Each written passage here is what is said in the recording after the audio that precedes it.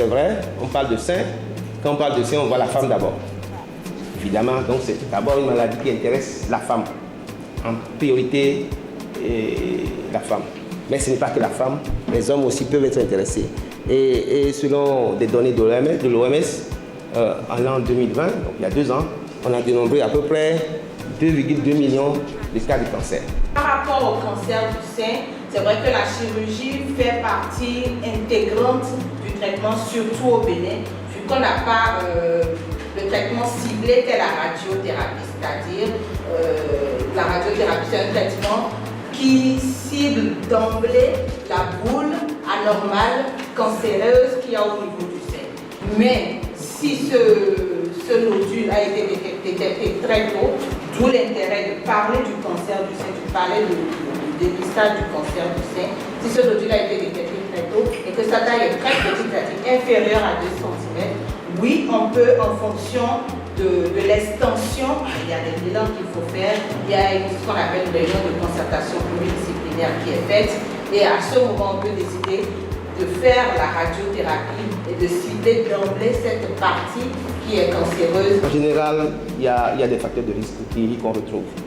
C'est la présence dans le sein de cellules anormales qui ne se comportent pas comme les cellules habituelles et qui prolifèrent de manière anarchique, qui ne respectent plus rien, et qui vont se développer dans le sein et qui peuvent aller vers d'autres organes, ce qu'on appelle des métastases. Donc ça peut quitter le sein, aller au cerveau, aller aux poumons et puis surtout les os.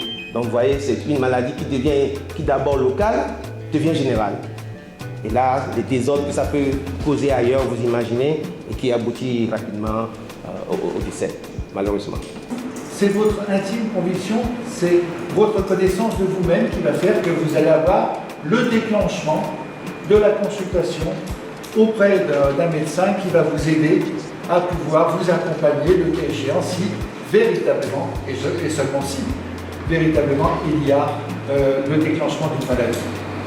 Globalement, et en conclusion, si je peux me permettre, messieurs, dames les docteurs, il ne faut pas non plus s'en inquiéter. Il faut être alerté et informé. C'est l'objet de cette réunion.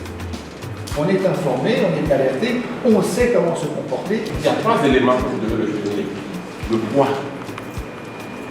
La graisse est un facteur de génération du cancer. Deuxième chose, il a parlé de l'alimentation, sur laquelle nous avions souvent insisté. Troisième chose, il y a les activités physiques et sportives.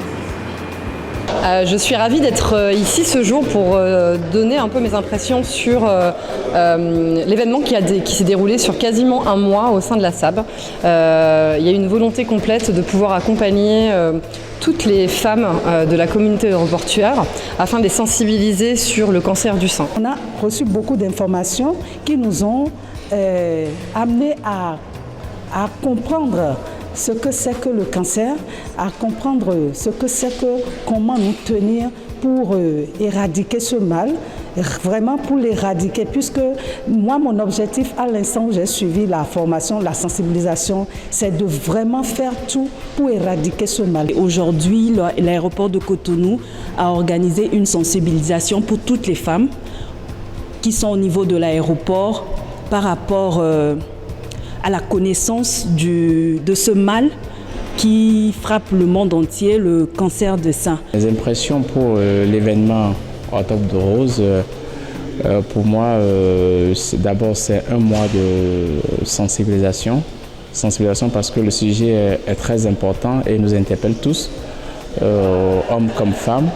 Et nous, en tant qu'entreprise, nous sommes composés donc des femmes également et des hommes. Donc il est de notre devoir, de notre responsabilité de participer à la sensibilisation à travers la sensibilisation de nos collègues femmes qui travaillent avec nous. Ce mois d'Octobre Rose est très importante pour la société parce qu'il est de notre devoir d'informer tout le public de cette action qui est importante et qui affecte 99% des femmes et même 1% des hommes. Donc c'est important que dès que vous en sentez quelque chose, d'aller voir le docteur.